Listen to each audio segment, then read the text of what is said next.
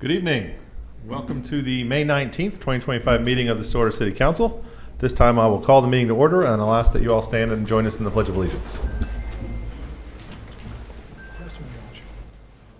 I pledge allegiance to the flag of the United States of America and to the republic for which it stands, one nation under God, indivisible, with liberty and justice for all.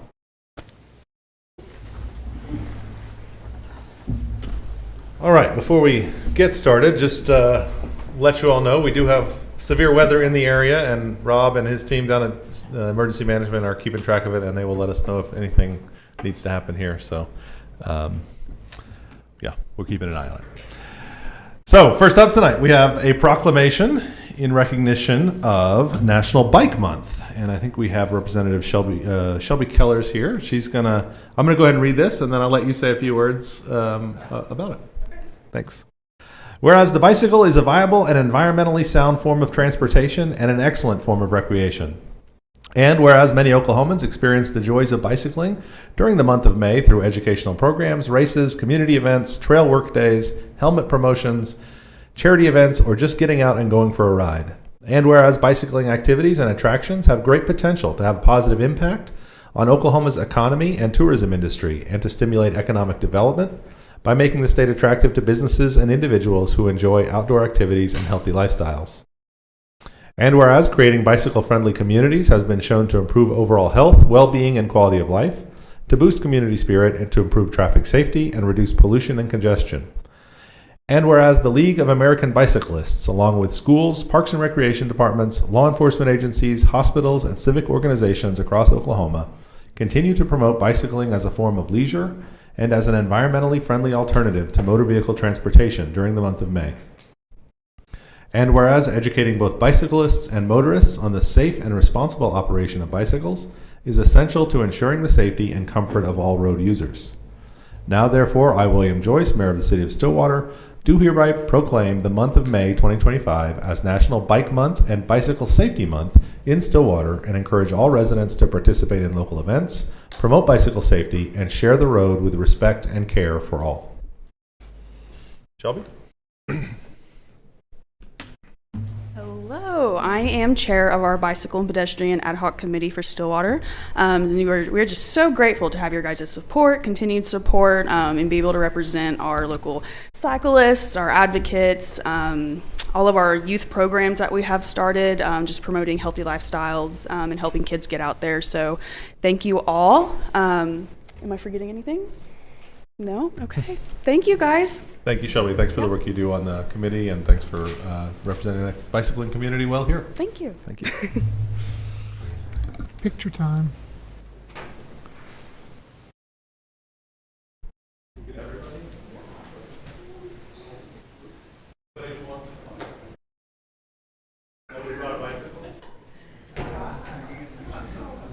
If you've ever ridden a bicycle, come on up.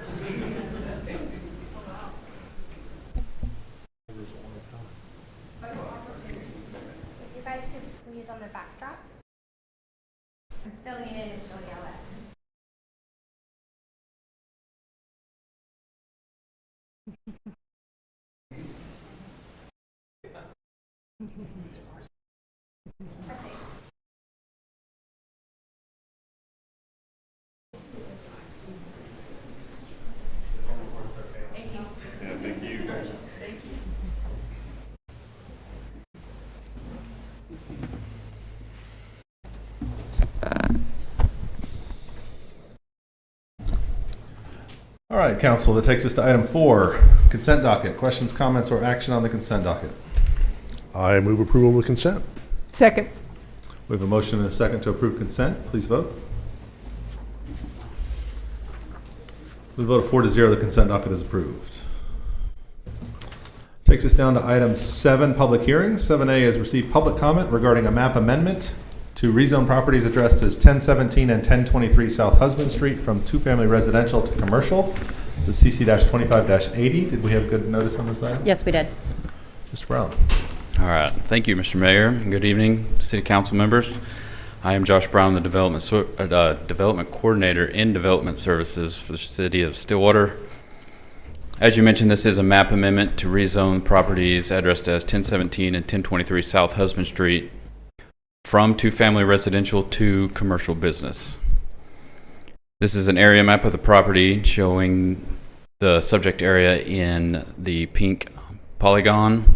This is located on the northeast corner of Husband Street and 11th Avenue. This is an aerial showing the surrounding area, and Stone Cloud Brewery is located about a block to the north. Stillwater Public Library is located in the vicinity along 12th Avenue.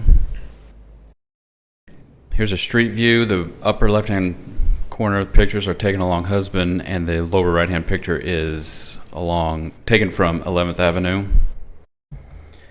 This is a zoning map. RT zoning is located to the north, to the west, and to the south. CB is located directly to the east, southeast, and northeast. If we were to zoom out on this, CB would go up all the way past 6th Avenue and west all the way to Duck Street. This is a future land use map. This was adopted with the current comprehensive plan and is used to predict future land uses. In this case, for this area, the comprehensive plan calls for commercial uses. This is a conceptual site plan. This is very conceptual. Staff has not reviewed this, but it kind of gives you the layout of what is being thought about here in the green space. Shown on here is 11 single-family residences, 2 bedrooms, and two bedroom single-family residences, and then 2 studio apartments. So Stephen Ghost is the project engineer for the applicant, and the applicant is also here. Do you guys have any questions for staff? Councilors, any questions for staff? All right, at this time I'll open the public hearing. I'll ask the applicant representative to come forward. Good evening, councilors. Stephen Ghost with Ghost & Associates, 113 East 8th Avenue. Here on behalf of Progressive Development. Josh covered all the bases. The project you saw up there, the density doesn't work within RT. And we looked at trying to do a planned unit development on this, but it doesn't meet the minimum 1 acre lot standard for a PUD. This site's 0.48 acres. And even with that, the density allowed in an RT PUD is a little less dense than what this is doing. So we're trying to utilize the existing infrastructure in the area, water, sewer, streets, make some off-street parking improvements and alley improvements also. So if there's any questions for me, or Mr. Williams is here from the development side. Councilors? Speaking of parking, could you pull that layout back up? So on the west side of that, let's talk about parking. You and I talked about that earlier. Let's be real clear what your plan is. So along Husband, that parallel parking, should this move forward, will be inset into the green space to maintain a 26-foot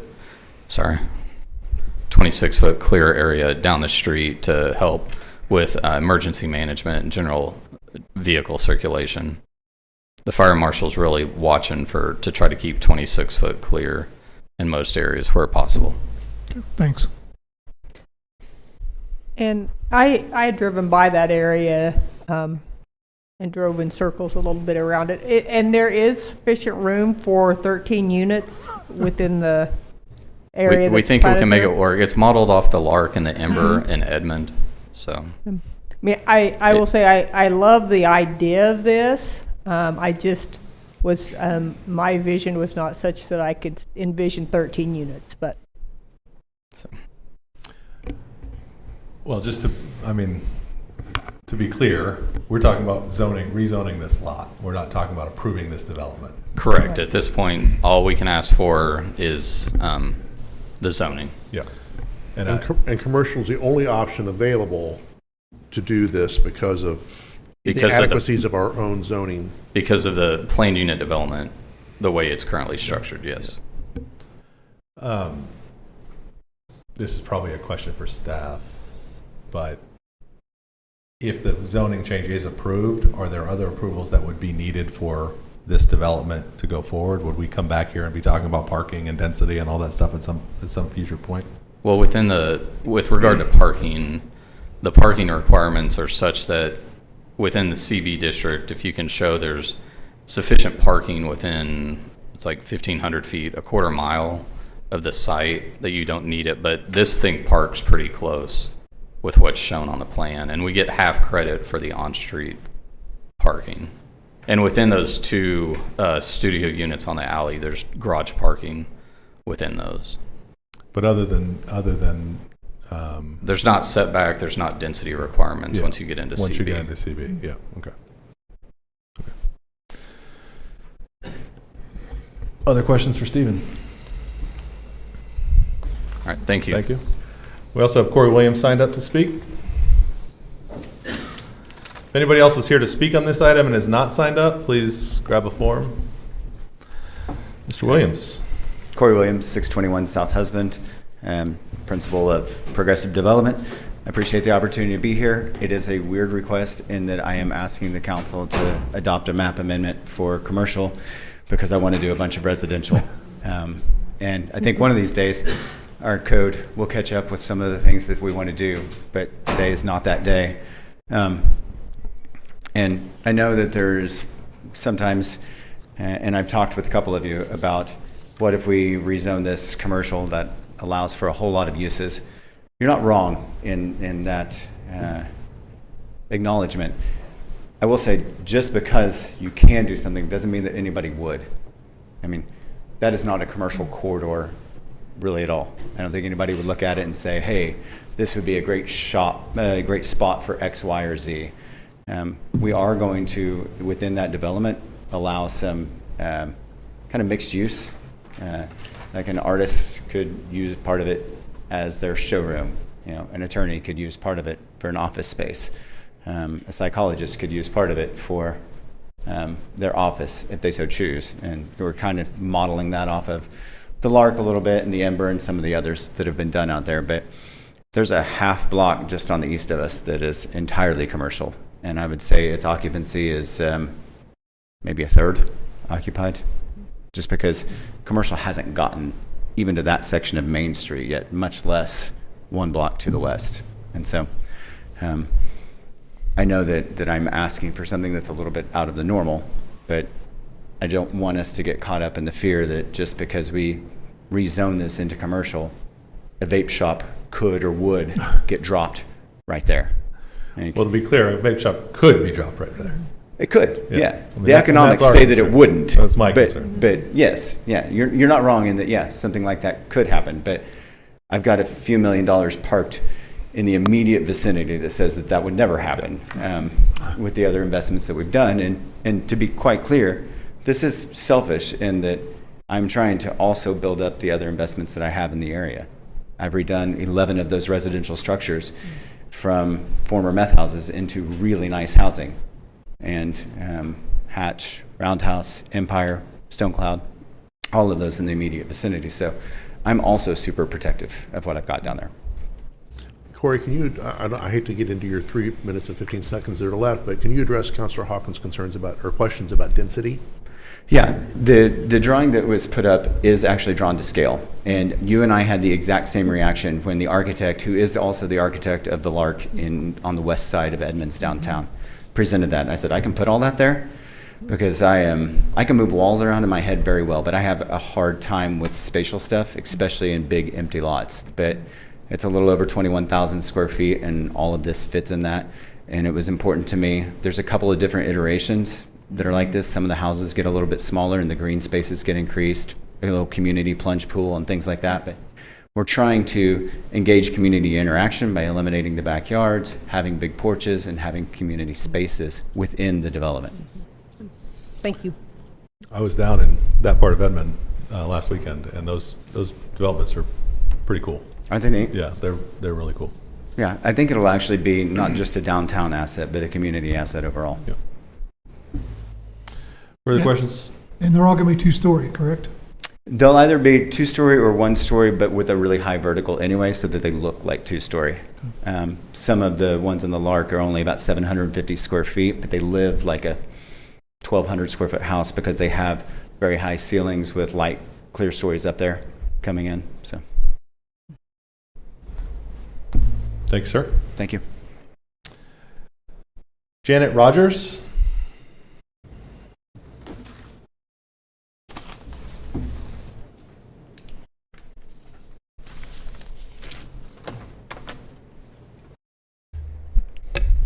Hello, my name is Janet Rogers, and I live at 1006 South Husband, which is across the street from this proposed area. Of course, just as you said, I came to the Planning Commission meeting, and when they said 13 houses on a lot, what it's basically 2 lots now, that I couldn't imagine it. And I actually have seen the Lark in Edmond, and it looks to me like somebody just dropped a bunch of 2-story houses in this very small area. The parking there is horrible. We had to, only one car at a time could go down the street that it was on because there was so much parking on the other side. As you guys know, down in that area, the parking is horrible right now. I can see it'll only get worse. They made that side of the street no parking on the east side of the street of Husband just recently, and this is going to take that away. So our parking will once again get crowded. And that to me is really my main concern, that and whether the older infrastructure in the area can handle this many houses. Thank you. Thank you. Is there anyone else that was here to speak about the item? All right, seeing no one, I'll go ahead and close the public hearing. Was there a Planning Commission recommendation on this? Yes, there was. Planning Commission recommended approval with a vote of 4-0. Thank you. Counselors, questions, comments? I want to clarify, what I believe I heard Stephen Ghost say is that this quote, street parking is actually inset onto the lot. It is not extending actually into the street. Is that correct? It wouldn't be on the lot, but it would be out. Sorry. Yeah.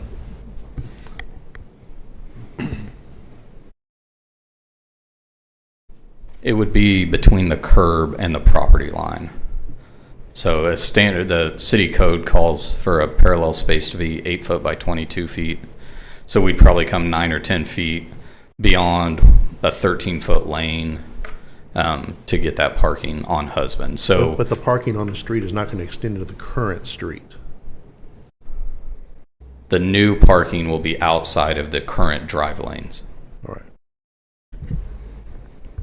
So you could still get 2 cars side by side down the street with people parked on both Depending on what's going on the other side of the street, but from the center line east on this, there will be a clear 13-foot travel lane, depending on what parking happens on the west side, whether that's no parking or restricted. Understood. But this project will not have parking that encroaches into the current street section. All right. That's what I was trying to clarify. Yeah. Thank you. Well, just to reiterate what we were talking about before, I mean, I think I like the look of the project. I like the idea of the project. My concern is that when we rezone based on the zoning, not based on the proposed project. And so rezoning means we say that this lot is now available for commercial development. And as much as I appreciate and trust that what is being proposed here is what is going forward, we have to be okay with the fact that other things could happen, and this could be sold, and it could be developed in some other way that is of right, by right, in a commercial zoning district. So I think it's important that we're considering the zoning change as anything that could possibly be built in a commercial zoning district could be built on this corner. From my perspective, if this is not the project that gets built, if something else goes in, I mean, we are talking about something that is contiguous to other commercial development. It's just a block away from commercial development to the north. It's in the comprehensive plan as commercial eventually as well. And so I don't have particular objection to that, but I think it's important from the council standpoint that when we're making this decision, we don't make a decision based on if that gets built, I'm fine with it, but if a vape shop gets built, I'm not, because we as council have to make the decision based on the zoning classification itself.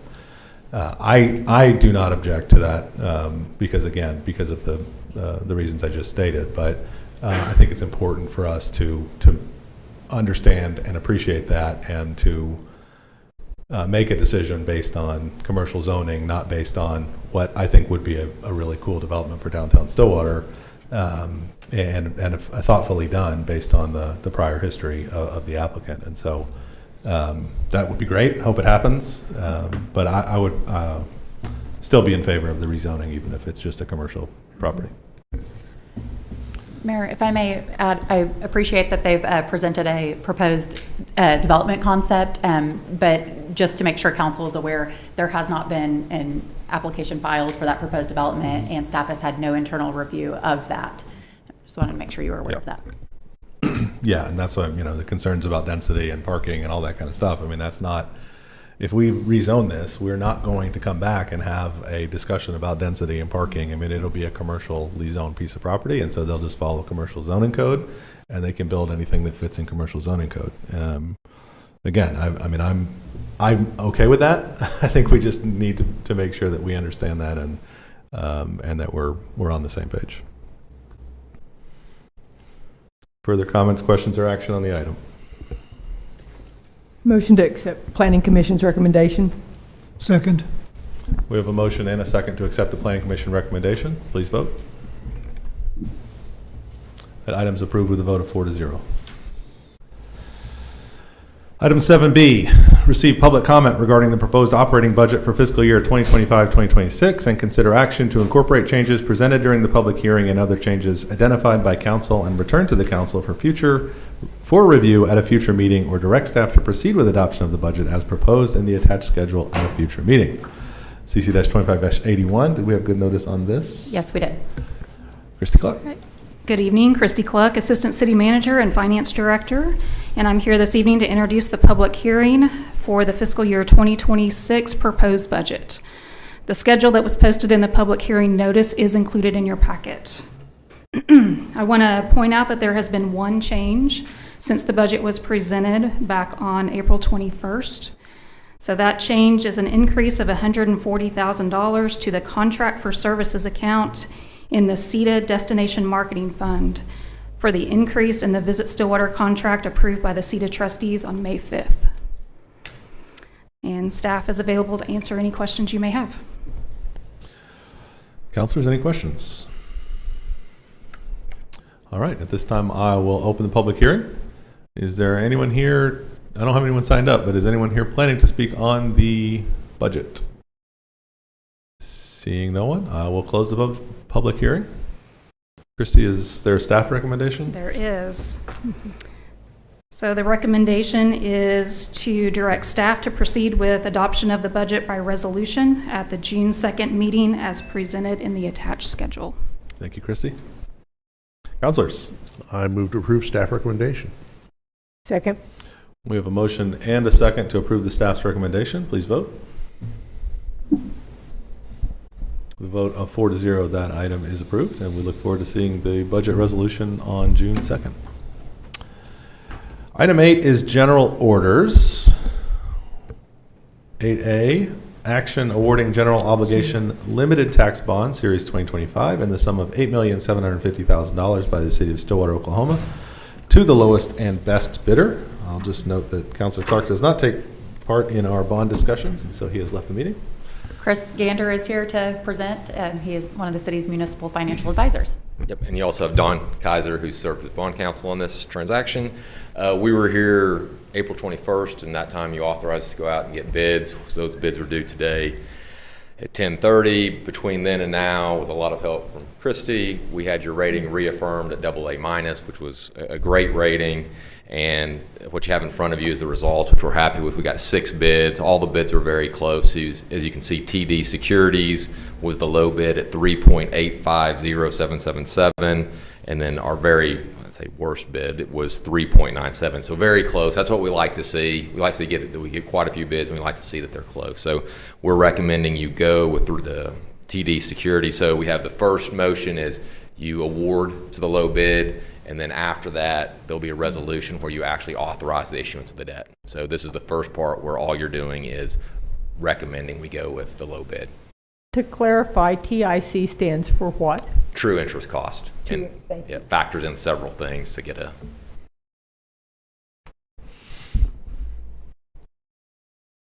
Counselors, questions or action on the item?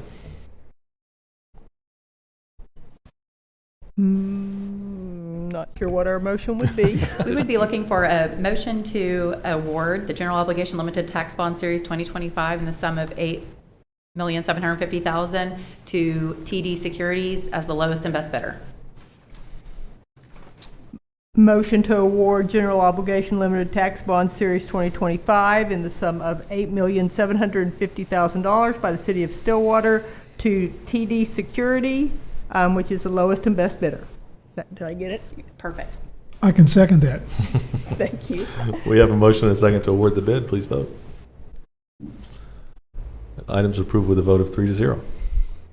That takes us to item 9, resolutions, which is the resolution that was just mentioned. This is resolution CC-2025-7, a resolution providing for the issuance of general obligation limited tax bond series 2025 in the sum of $8,750,000 by the City of Stillwater, Oklahoma, authorized at an election duly called and held for such purpose, prescribing the form of bonds, providing for registration thereof, providing levy of an annual tax for the payment of principal and interest on the same, and fixing other details of the issue. So this is authorizing the issue of the debt, and assuming you do that, the question's always, when do we get our money? Which will be June 27th. There's a transcript that goes to the Attorney General. There's a waiting period, and so we anticipate closing June 27th. Action on the resolution. Motion to adopt resolution CC-2025-7. Second. We have a motion and a second to adopt the resolution. Please vote. Resolution is approved with a vote of 3-0. Thank you, sir. Thanks. And thank you to everyone who has worked throughout the animal welfare project for the election and getting the bonding ready and everything going forward. So, great Absolutely. project. Very long and complicated process that we've been working on for 3 years now, and we're looking forward to actually seeing a check sometime next month. Thanks so much. Item 10 is ordinances. On first read, we have ordinance 3570, an ordinance to rezone properties addressed as 1017 and 1023 South Husband Street from two-family residential to commercial business. This is the item from earlier this evening. Councilors. I move to advance ordinance 3570 to second reading. Second. We have a motion and a second to advance the ordinance. Please vote. With a vote of 4-0, ordinance 3570 is advanced to second reading. On second reading, we have ordinance 3568 and ordinance 3569, but staff has got a recommendation for us. A recommendation from staff to table second read of those two ordinances related to drainage code provisions to the second meeting in June, which I believe is June 16th. Okay. Do we need a motion for that? I don't think we do. We don't need a motion No for action that. is necessary. Yeah, and we're tabling that. We talked about this when we did the first read, that there was some publicity and discussion publicly to help communicate to folks exactly what's going on there. These are intended to kind of keep things the way they are, but give people more information, so we want to make sure that information gets out there before we're ready to do the second reading. So we will see those again on the 16th. Reports from the officers and the board. Ms. Carnley? Nothing to report. Mr. Moore? Yes. As you know, the city is always looking for ways and opportunities to listen to feedback and look for ways to improve the safety, efficiency, and quality of life here in our community. There has been a general discussion for quite some time about the time traffic signals downtown on Main Street. These are the signals there at 7th, 8th, and 9th Avenue. Sometimes those traffic lights, as we know, those that go downtown a lot, can cause delays when there's little to no crossing traffic. And when you get them in all green, sometimes cars can fly through that corridor. Obviously, our downtown is a pedestrian and shopping corridor, so the safety of our residents and visitors is always the highest priority. Staff discussed options for improvement with the TPAC, the Transportation Project Advisory Committee, at one of our previous meetings, where we suggested studying the traffic counts and the data at each of these intersections and trying to evaluate that to make a good decision. So you may have noticed, those that go downtown often may have noticed the cables that have been on the road downtown. around each of those intersections. We had them out collecting data the 2 weeks prior to the college students leaving and 2 weeks after to kind of study that change in the data. And as well, in the upcoming weeks, we're planning to conduct a trial with flashing lights to simulate four-way stops at each of those intersections, and then study that data, see the positive and negative impacts that it could have downtown. And so anyway, we wanted to give a heads up to that data collection that's going on. As we look to make a decision moving forward, obviously we'll communicate that with the community, and here we'll report back to you the results of that data to the City Council. So excited for the results of that and for ways that we can improve just the pedestrian safety and visitor experience downtown. Excellent. Good to hear. Always love to see us collecting data and making data-driven decisions. I know that's a word that stuff. gets you excited. So. Councilor Hawkins. City Hall will be closed on Monday, May 26th in observance of Memorial Day. As we pause to reflect, may we honor and remember the brave men and women who gave their lives in service to our country. Please remember, trash and recycling services will run on their regular schedule. All right, thank you.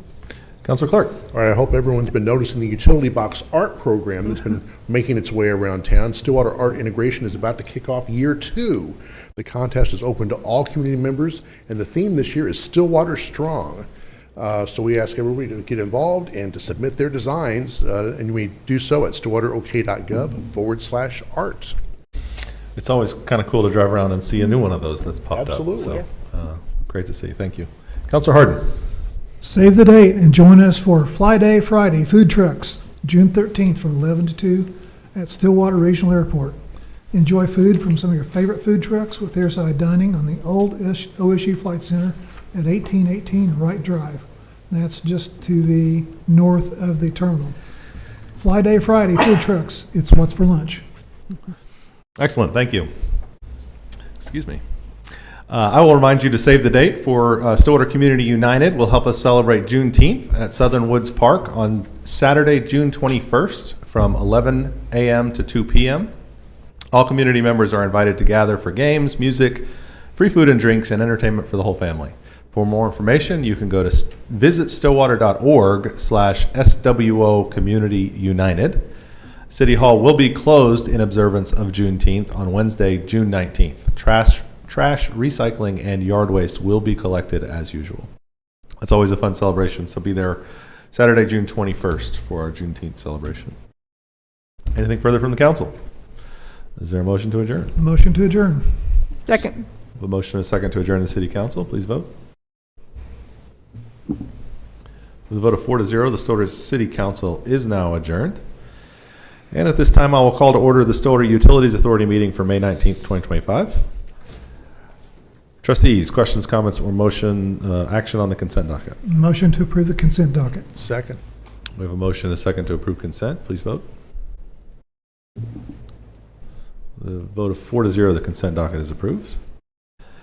Under general orders, we have water supply and treatment project updates.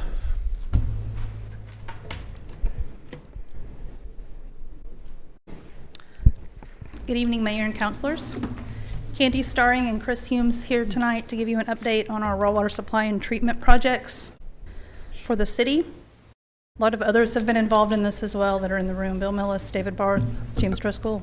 At the end, if there's questions, any of those can be asked, as well as Chris and I. I'm going to take you on a little bit of a trip down memory lane. In August 2022, this was the phased improvement plan that staff brought to you all. It replaced a plan that was to build a brand new plant for $350 or $400 million that we didn't come up with the funds. And so we came to you with a phased rehab plan, and this is what it looked like. That other plan would not have taken use of our McMurtry rights. This red line and red phase indicates the development of our McMurtry rights by a pump station and a bi-directional line where we can bring from McMurtry and take back to, and from Caw to McMurtry, or from McMurtry to the plant. In the last 3 years, we've had a few things change that I want to flip back and forth through this. If your caustics feed green circle, that is in a chemicals building up north. You can see that it moved up there. And then our lime silo moved to the south of the SCU, where it was before going to be a demo and a rebuild. I also want to point out a few costs that we can now finalize because we've gone through construction. So our green phase, after either constructing or bidding those, that went to 31 million instead of 25.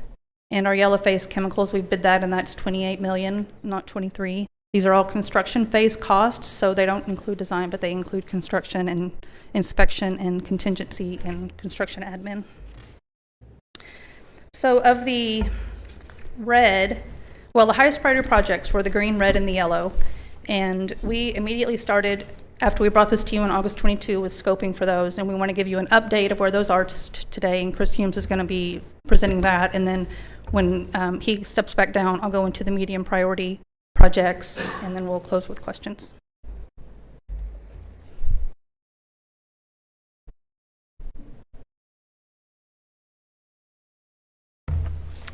Good evening, Mayor, councilors. So I wanted to talk about specifically 3 of the projects that we've been working on out there at the water treatment plant. First one I'm going to talk about is the finished water pump station that we started on about a year ago. And so on the picture on the left there is the brand new finished water pump station we're building. You can kind of see off to the left, the green one is the old one that we're still using today. And so what the finished water pump station does is once water has been treated and it's ready for drinking, then it distributes it out to the 3 pressure zones. So it'll send it out to the northeast zone, the central zone, and then the Yoast pressure zone. And so we're thinking of the future all the time. We're actually building this one for 24 million gallons per day, and then making accommodations for 30 million gallons per day, just because it's cost effective to do it now. And so what you see there is we've kind of done everything below ground. We've got all the suction piping done, the discharge piping, the big pump cans that'll go in there. There's actually 4 of them. And within those pump cans will go the 1,900 horsepower that'll get installed also during this project. So we're about half done with this project. If things are going well, it's on time, it's on budget. And then to the right, also part of this same project, is the recovered water pump station. And so one of the first things we do when water gets to the water treatment plant is we knock out all the solids in there, and they go out to these lagoons, but with it comes water. And so we recirculate that water back up to the beginning of the plant, so it makes the plant more efficient and as well. So this project here is about a $30 million project all in. Let's see, I think I covered most of these as well. So the next project I want to talk about is the chemicals project. It started at the beginning of this. Yes. If you could go back just to the funding there. $30 million, partially funded by ARPA. The rest of it's coming out of basically rates, correct? Correct. Yeah, Yes. okay. Yeah. And Candy will get into more of the dollars at the end. So. Yeah. And one other question, what's our current water consumption? This is up to 24 million gallons a day? Yeah, so on average, we use about 6 to 8 million a day. Our peak is around 14, and historically, there was a peak in the winter and also in the summer, the hot days, everybody's running their sprinkler systems. We also experienced a new peak about a month ago when we had the fires. That was around 14 as well. So, Someone's going to ask this question when the meeting's all over. So with the data center added, what is our average consumption expected to be? I've been involved. So we talked a lot about this during our OG&E vote and the public vote, and the economic development agreement that was approved by City Council authorized 2.7 MGD for the first 2 phases. There are projects that are benchmarks that move it up to 3.5, and so but the current allotment is 2.7 MGD. So of the 50 million gallons per day water rights that we have on call, we currently, as Chris mentioned, 14 is our peak. So we will be planning on a hot day that peak then increases by that 2.7. But yes, our normal flow is around 6 to 8 MGD per day. Yep. And that 2.7 is for the first 2 data centers? That's correct. Okay. Yeah. Which is all we've approved. Yes. Right. That's correct. And the pump station is designed for 24 million gallons a day, up to 30. But are we actually producing 24 million gallons? At this point, we're not even producing that much. No, correct? there's a lot more work that needs to be done to get there. The plant can do 18. And so it's just that when you looked at the horsepower and size of pumps, it was really negligible to go to 24. And if we're going to get there eventually, then it just made more sense. Yes. It was much more cost effective to do it then. Good And that's planning. that's why I just wanted to point out that this is sized for even growing the plant itself. This is going to be ready when we put more production in place. This pump station will be. Absolutely. Yeah. Thank you. Yeah. Good question. All good questions. So the second project that we started at the beginning of this year is the chemicals project. So this kind of touches a lot of the other things out there as well. What you see here is not the new equipment we put in. It's actually the old equipment that was put in back in the early 80s that will be replaced as part of this project. But on the left there is the old CO2 system that we'll be replacing, and on the right is the lime system. When you drop out all the solids, it raises the pH, and so we use CO2 to kind of lower the pH a little bit to make it more pH we want for treatment. And then the lime system is what we use for softening and knocking out the solids in the water. So this picture was taken about a week ago, and so we actually have about 30 contractors working out there. There's a lot of activity out there. What you can see, the red circles there is going to be the new lime silo system. It's going to be 20 feet in diameter and 60 feet tall. If you went out there today, there's actually 5 rings up there now. You can see 2 there. So we're up 5 now, and then there'll be 9 total, and so you can see the other 2 on the ground there. To the right there is one of the SCUs. Normally that's full of water, and so that you wouldn't be able to see down in there when it's filled up with water. Okay, define SCU for us. Solids contact unit. So when the water comes in from Call Lake, it's got some sediment in it, and so we use that to kind of knock out the sediment in the water. And so kind of the first stage of cleaning of the water to make it ready for drinking. So the lagoons you see out there in the distance. So when you build up solids in there, you have to flush those down to the lagoons, and then that's the white building off in the upper right-hand corner. That's the recovered water pump station we talked about a couple of slides back. And then in the upper left-hand corner, that's the finished water pump station where you can see the trailer. That's the job trailer for the job, just past it. But that's where we're building the new finished water pump station as well. And so some of the other things we're going to touch on this project, we're going to touch the ozone system. So that's our primary disinfectant. So that's one of the last things we do before we send the water out to distribution is we zap it with some ozone. And then the other thing we're going to touch is the chlorine system as well.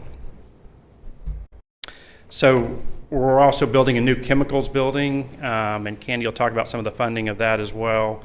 But in here will be the caustic system, which helps with the longevity of the water quality out in distribution. It'll also have our hexametaphosphate, which helps with the longevity of the pipe out in the system. So it helps to reduce the corrosion of the pipe out in distribution. And then the LAS for the stabilization of the chlorine out in distribution too. So it'll help with water quality and the time that it can reside out there. See, I think I've covered a lot of these. We're about 10% done by dollars. So this is being designed for 18 MGD and accommodations up to 24. And again, it'll improve the water quality, and this project's on time and on budget. And so the last project I'd like to talk about is a very exciting one. So this is, we're working on a secondary water source for the city of Stillwater. So I know you all know today that our water comes from Call Lake through a 36-inch steel pipeline that was built back in the early 80s. And we need to run some equipment through there where we can see where the corrosion pits are, and we can focus on strategically making those repairs at a very cost-efficient amount of money by using this equipment. So in order to do that, though, today you can only shut down that line for about 6 hours, and then we start to run out of water. And so we need this secondary source to feed water to the city. And so that's going to be one of the reasons why this project's important, is for water resiliency. But it's also important for a very cost-effective way to do peak shaving. And so what peak shaving is just like we talked about earlier, our average demand is 6 to 8 million gallons per day, but it can go up to 14 as well. And so you really need to design your water source for your peak days. And so that would mean building a secondary line all the way down from Call. Well, that would be very expensive, but a very cost-effective way is to build a 7-mile pipeline over to Lake McMurtry, where we also have water rights. And we can also move water strategically from Call to Lake McMurtry, and then we're ready to use it, we can bring it back. So on those peak days when we're getting the water we want from Call, then we can turn on the McMurtry line system and supplement that water as well. And so that's peak shaving. And so this probably saves the ratepayers $100 million by doing this project. So it'll also include a pump station, and so it's designed for 24 MGD with accommodations up to 30. So this will sit right below the dam there at Lake McMurtry. And so water will come through the pipeline, through the green line, all the way into the lake. And then when we're ready to pump out of the lake, then the water will come through that pump station and go right back up that line. And then we're also designing, because we deliver water to the Otoe, Missouri tribe, that if we're working on the north end of the Call line, then we can push water all the way up the Otoe, Missouri tribe. And so they will always have a water supply source. If we're working on the segment past that or south of that, then we can feed them from the Call line into there, and then we would feed ourselves from Lake McMurtry.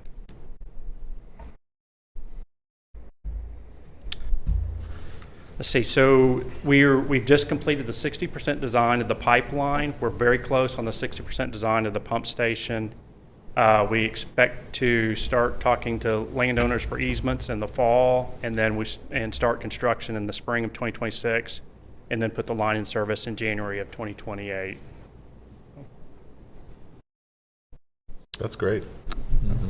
I was thinking it was farther out than that. Brady keeps pushing us to go faster, and we keep listening to him and following his orders. So don't want to disappoint him. So.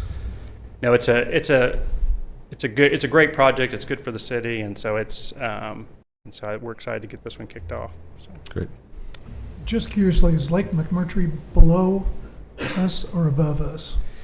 Are we pumping uphill or downhill? Which way are we going? So it's downhill from the water treatment plant, but there's a lot of ups and there's a lot of undulations, and so ironically, we'll have to have if we want to split the stream coming from Caw, we'll actually have to have a control valve to push some of the water into the plant, and that way we can do a slip stream to send some down to McMurtry. So the way the hydraulics work out with just frictional losses and stuff, it's actually a little easier to get it into McMurtry than it is to get it into the plant, ironically.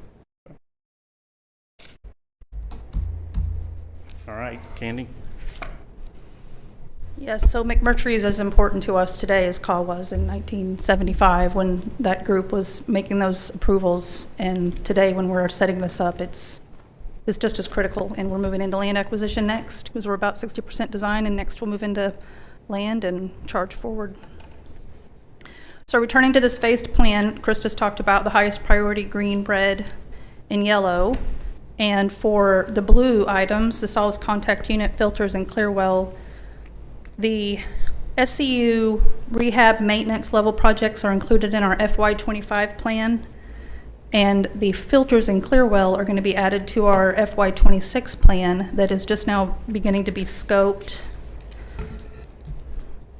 This is what that is looking like right now. We've asked our consultant team to start with a scope. It's an expansion from 18 to 24 because our demands have increased, and we know about some new demands in our system, with industrial customer being one of them, and also our agreement with OSU that at any point there might be a backup customer to us, so we have to think about them. And when you get to a place where you're 80 to 90% of your peak, you have to start planning because it takes 5 years to go through permitting and design and all of that, construction, startup, everything.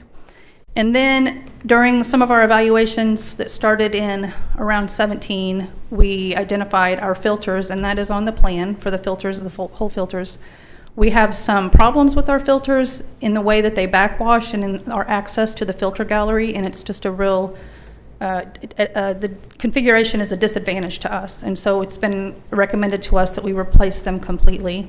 And so this map, I know it's very busy, but the purple is attempting to show you what an expansion might look like in the train and adds a new phase. It also, as far as we had the gray phase on there that was to look at parallel crossings on Caw. We're going to defer that until later because this expansion is so important. And looking from right to left, starting at the solids contact unit, SCU, the things that we'll touch on an expansion are the SCU, the CO2 basin, the filters, which will be in a completely new set of filters, the ozone, and we'll have a new clear well. We right now have that one about to be abandoned, if it's not already permanently abandoned. It's about to be disconnected instead of just valves shut per some DEQ requirements. And at any plant, if you don't have two of them, you can't maintain one of them. So we have to have a second clear well, and we'll look at that. For an expansion, the chemicals are always looked at. Those are those 5 stars. And then I know you all have heard about PFAS.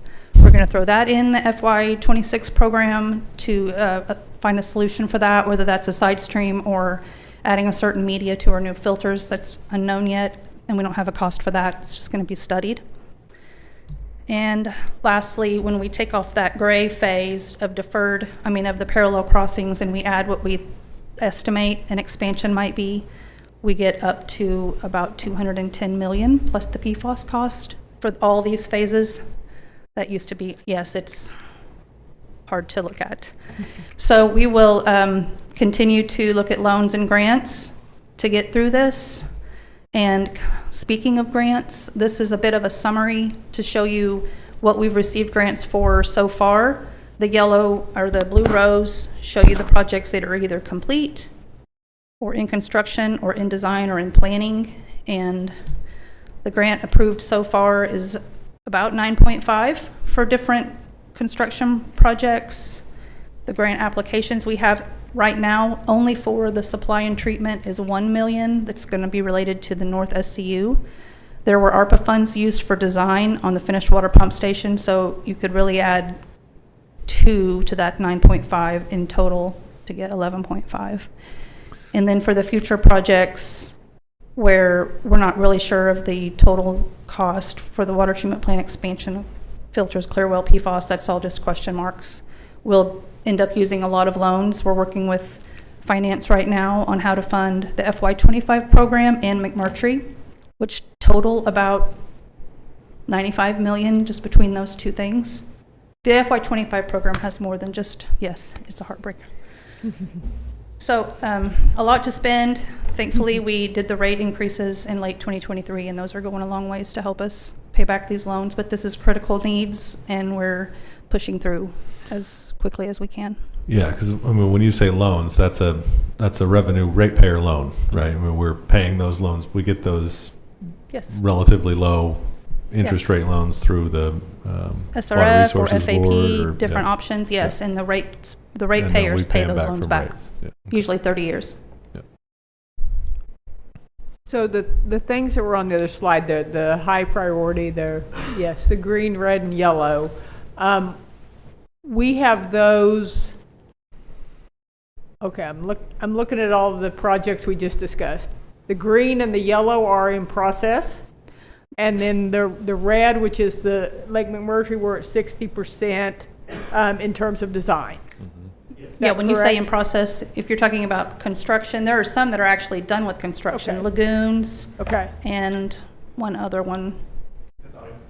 Thank you. Cathodic protection are done completely off of our books. And then recovered water pump station, recycled pump station, and the new finished water pump station are being built. And then the chemicals project is in construction. Okay.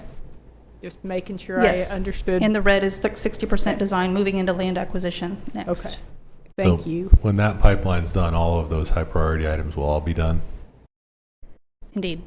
And honestly, the medium priority stuff will probably be done, some of it? SCUs, filters, no. Oh, okay. No. We're going to do filters with our plant expansion. Chris, what was your date for being done with McMurtry? 28? Yes. We won't be done with our plant expansion for 20 to 28. Not construction, maybe design. Sure. It does take a while to move through these steps. Okay, if you could run back to the numbers real quick for me. Are you these? Yeah, sorry. And I don't know if you were finished or? I am. Okay. I thought she was. Just jump to questions.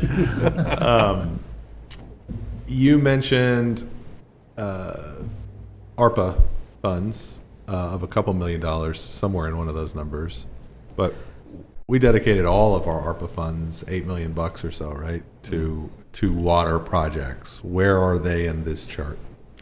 There was, I might need help.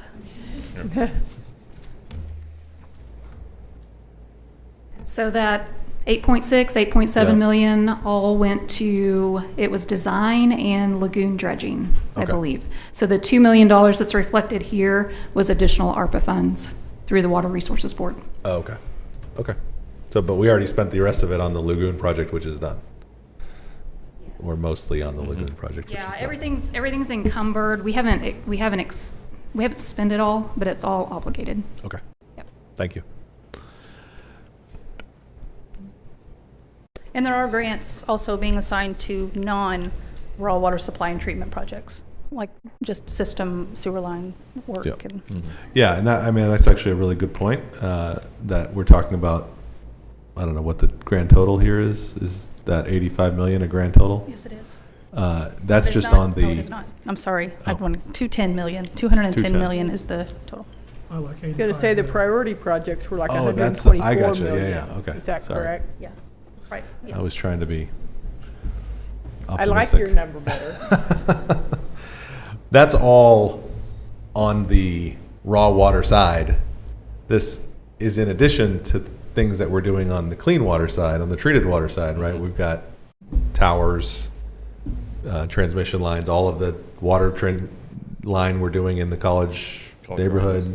Yes, our That's all- FY25 program has 2 lift station replacements in it, totaling almost 2 million. That's the clean water side. And then there's 3 water lines, there's some distribution tank rehabs, there's CUs. So there's more things going on than just the raw water and treatment.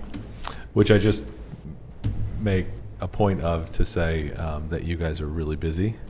And hopefully people who are out there watching this, and I'm sure there's literally hundreds watching, should understand that what it takes to put clean water into your sink or your bathtub or wherever you're using your clean water at home is an unbelievable amount of work and really an unbelievable amount of money to keep this stuff moving and up to date. And thanks for making sure that Yep. it keeps moving. Yeah, I'll plug that a little And- bit farther. We're hiring. We need more people to help, so. And on that note, if you may, council, I wanted to just take this time to celebrate the career of Candy Starring at the City of Stillwater and show our appreciation.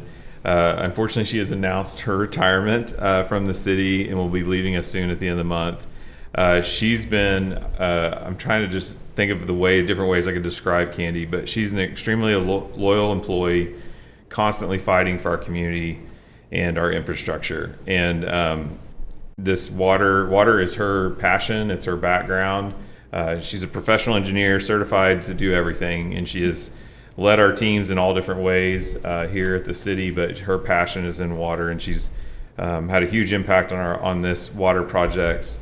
And you know, her team has been working so hard. Chris, the rest of the crew, David, when he was in that role as well, Bill Millis, all of them have worked so hard to get this path back on track with the guidance of this council, making these decisions. I remember you all saw these Navy slides. I was joking; they're ugly, but they're Navy with prime colors. But anyway, you saw these slides 3 or 4 years ago, and you all helped make the decision that needed to be made, which was that McMurtry pipeline and the importance of it. And so we've been all pushing hard together with finance and all these different teams working together. This is a huge, critical project for our community. And so grateful for Candy's leadership. We are sorry to see her leaving, but we are excited for her next phase in life. She deserves a reset and a time to see what's next. And so we're not closing the door on her possibly helping us in the future in some capacity on our water projects, but we're grateful for her leadership, for what she's done for the department and for the city of Stillwater, and we look forward to the next phase with Bill Millis leading us in that department. Thank you So, for the kind words. I've yeah. loved every day, every moment, and I'm a very small part of a huge undertaking, so I appreciate all that Yeah. you've said. Thank you so much for your service. Yeah.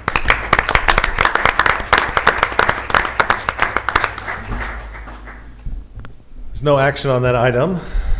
Any further questions, comments regarding the raw water treatment? Anything further from the board? Is there a motion to adjourn? So moved. Second. We have a motion and a second to adjourn the Stillwater Utilities Authority. Please vote. A vote of 4-0. The Stillwater Utilities Authority is now adjourned, and that concludes our meetings for the evening. Thank you.